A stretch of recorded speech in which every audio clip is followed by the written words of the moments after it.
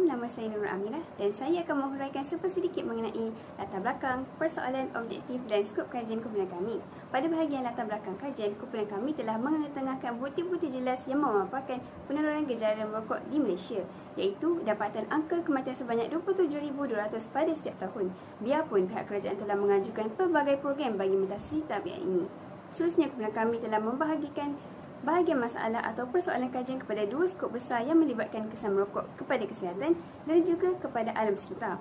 Menurut kajian kami, merokok bukan sahaja berisiko menyebabkan penyakit-penyakit seperti kanser, namun turut menjejaskan alam sekitar melalui pencemaran udara dan pencemaran air. Bagi objektif kajian kami ini dilakukan atas beberapa dasar, iaitu yang pertama, bagi mengkaji masalah yang berlaku daripada penggunaan rokok yang berleluasa. Yang kedua, bagi mengenal pasti tahap kesedaran masyarakat terhadap kesan berbahaya merokok. Dan yang ketiga, bagi menghuraikan langkah-langkah bagi menangani tabiat merokok dalam kalangan masyarakat. Dan akhir sekali, skop kajian.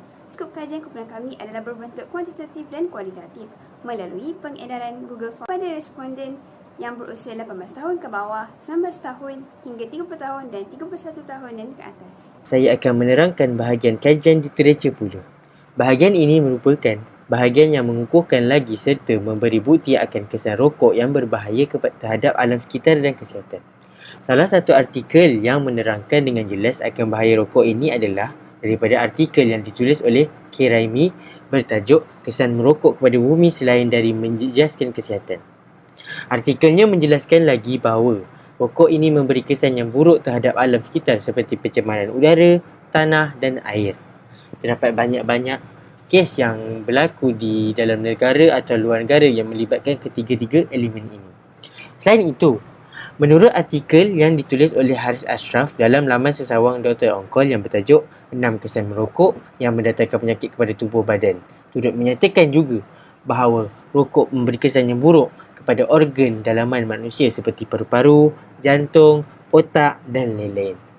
Sebagai contoh, penyakit yang boleh seseorang itu hidapi ialah kanser paru-paru, strok, demensia dan sebagainya yang berkaitan. Salah satu bahan kimia yang menyebabkan ketagihan terhadap rokok ini ialah nikotin. Bahagian kimia ini juga dapat memberikan impak yang besar kepada tubuh badan manusia kerana pelbagai lagi penyakit berbahaya yang boleh seorang itu dapat apabila mengambil nikotin jika disenaraikan satu persatu. Oleh itu, sudah terang lagi bersuluh bahawa kedua-dua artikel ini dapat memberikan bukti dan menjelaskan lagi akan kesan berbahaya akan rokok terhadap alam sekitar dan kesihatan.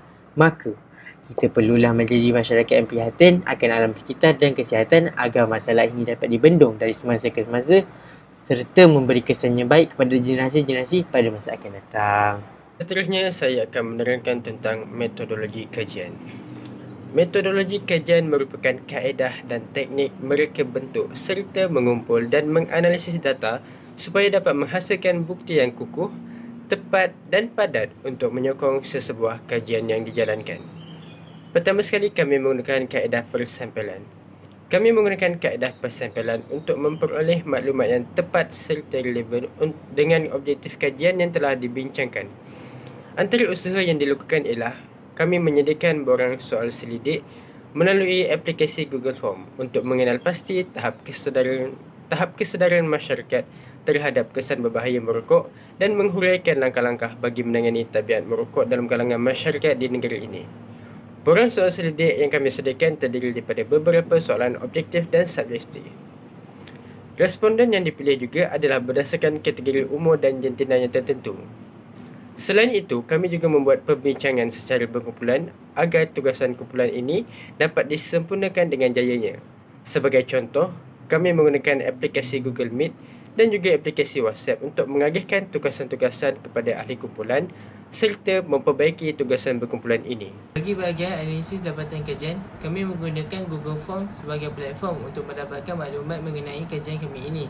Google Form ini terbahagi kepada dua bahagian, iaitu latar belakang responden dan soal selidik. Bagi bahagian pertama ialah latar belakang responden. Daripada maklumat yang kami perolehi, terdapat seramai 72 responden yang mengambil bahagian. Majoriti responden kami merupakan di kalangan mereka yang berumur dari 19 tahun hingga 30 tahun, yang di mana mencapai 88.9% daripada keseluruhan responden. Seterusnya, kedua peratus tertinggi ialah 83%. yang merupakan golongan yang berumur 31 tahun dan ke atas. Manakala jumlah terendah ialah mereka yang berumur 18 tahun ke bawah yang hanya mencapai 2.8%. Dari segi jantina pula, peratusan jantina perempuan lebih tinggi iaitu sebanyak 62.5% berbanding lelaki yang hanya mencapai 37.5%. Seterusnya untuk bahagian kedua ialah soalan pertama yang diajukan kepada responden ialah adakah mereka merupakan seorang perokok? Berdasarkan catatan yang kami peroleh, 98.6% daripada responden merupakan bukan seorang perokok, manakala 1.4% lagi ialah sebaliknya. Soalan kedua pula ialah adakah di kalangan ahli keluarga mereka yang merokok? Dan dapat dilihat bahawa terdapat di kalangan ahli keluarga mereka yang merokok dengan mencapai peratusan sebanyak 34.7%, manakala 65.3% lagi tidak mempunyai ahli keluarga yang merokok. Soalan seterusnya ialah adakah merokok boleh mendatangkan pelbagai penyakit kanser? 93.1% responden yang bersetuju bahawa merokok akan mendatangkan pelbagai penyakit kanser, diikuti dengan 6.9% lagi yang tidak bersetuju. Saya Nurdiana binti Tazarudin dengan nombor metrik 1211200 akan menerangkan analisis dapatan kajian kami. Antara soalan yang kami tanyakan, penyakit yang disebabkan oleh tabiat merokok. Kanser paru-paru mencatatkan respon yang tertinggi iaitu sebanyak 59.7% respon atau 43 responden daripada 72 responden. Kanser mulut mencatatkan sebanyak 11.1% respon daripada 72 responden. Manakala barang otak, pneumonia dan kanser lidah masing-masing mencatatkan sebanyak 1.4% daripada 72 responden. Ini menunjukkan bahawa masyarakat mendapati kanser paru-paru adalah penyakit yang disebabkan oleh tabiat merokok. Soalan yang seterusnya, adakah tabiat merokok dapat menyumbang kepada pencemaran udara? Majoriti responden iaitu sebanyak 97.2% respon atau 70 orang daripada 72 responden menjawab ya dan bersetuju merokok dapat menyumbang kepada pencemaran udara.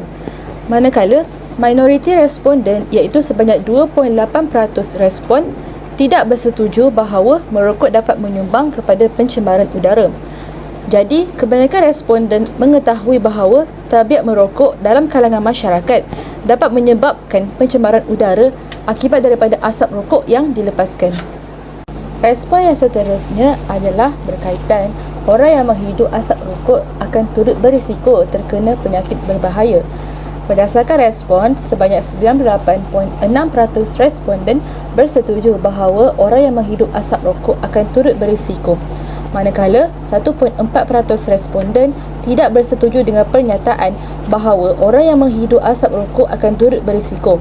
Oleh itu, majoriti berpendapat bahawa orang yang menghidup asap rokok akan turut terjejas akibat daripada asap rokok yang mengandungi bahan yang berbahaya kepada kesihatan, terutamanya sistem pernafasan.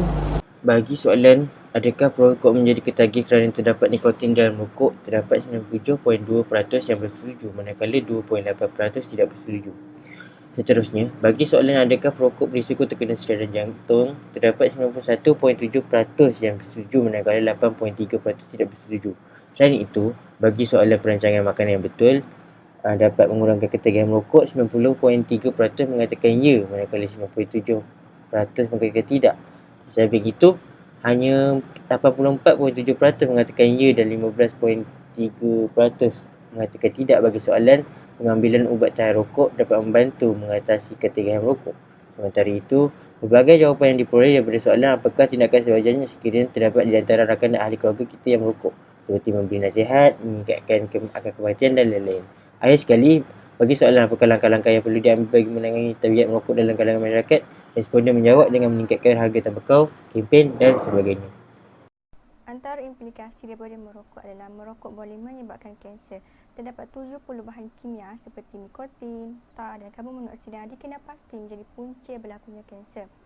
Bahan kimia tersebut boleh mengubah fungsi sel tisu dan organ dalam badan yang menyebabkan berlakunya mutasi dalam badan.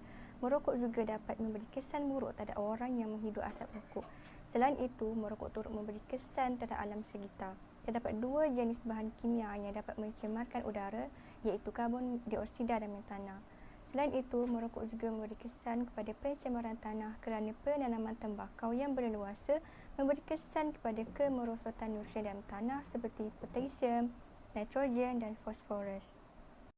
Antara cadangan yang boleh dilakukan oleh pihak kerajaan adalah mengadakan kempen kesedaran tentang bahayanya merokok. Kempen ini dapat memberi galakan kepada perokok untuk berhenti merokok. Cadangan seterusnya adalah pihak kerajaan hendaklah menaikkan harga cukai rokok kerana ia akan memberi tekanan secara psikologi jangka panjang kepada perokok agar mereka dapat berhenti daripada ketagihan merokok. Selain daripada itu, kawasan larangan merokok hendaklah diwujudkan dengan lebih meluas bagi mengelakkan orang ramai merokok di tempat awam dan menjamin keselamatan dan keselesaan orang awam.